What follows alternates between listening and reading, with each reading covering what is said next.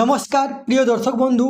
Vote বিপর্যয়ের আশঙ্কায় ও সর্বোচ্চ আদালতের চাপে বাধ্য হয়ে শেষ পর্যন্ত 180 ডিগ্রি ঘুরে সরকারি কর্মচারী, পেনশনার, ফ্যামিলি পেনশনারদের জন্য বকেয়া ডিএ ঘোষণা করলেন মুখ্যমন্ত্রী মমতা বন্দ্যোপাধ্যায়। দেখুন এই নিয়ে পত্রিকাতে কী লিখেছে।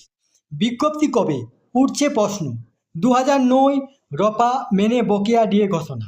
ভোট বিপর্যয়ের আশঙ্কায় শেষ পর্যন্ত রাজ্যে সরকারি কর্মচারীদের 2009 রপা বিধিকে মান্যতা দিয়ে বকেয়া মহার্ঘ ভাতা মেটানোর আশ্বাস দিলেন মমতা ব্যানার্জি।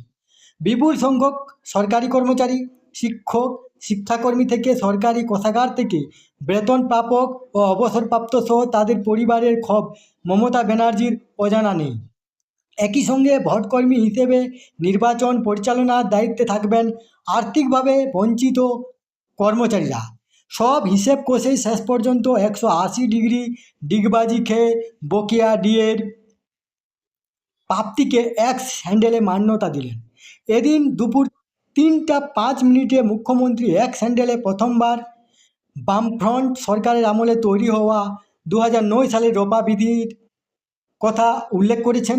মমতা ব্যানার্জি জানিয়েছেন, রাজ্যের সরকারি কর্মচারীরা 2009 সালের রপা বিধি অনুযায়ী বকেয়া মহার্ঘ ভাতা মার্চ মাস থেকে পেতে শুরু করবেন। বকেয়া মহার্ঘ ভাতার প্রাপ্তির তালিকায় এবার সুর পাল্টে মুখ্যমন্ত্রী যুক্ত করেছেন শিক্ষক, শিক্ষাকর্মী, রাজ্য সরকার অধিগৃহীত সংস্থা, পৌরসভা, পঞ্চায়েত কর্মচারীদের সঙ্গে পেনশন প্রাপকদেরও।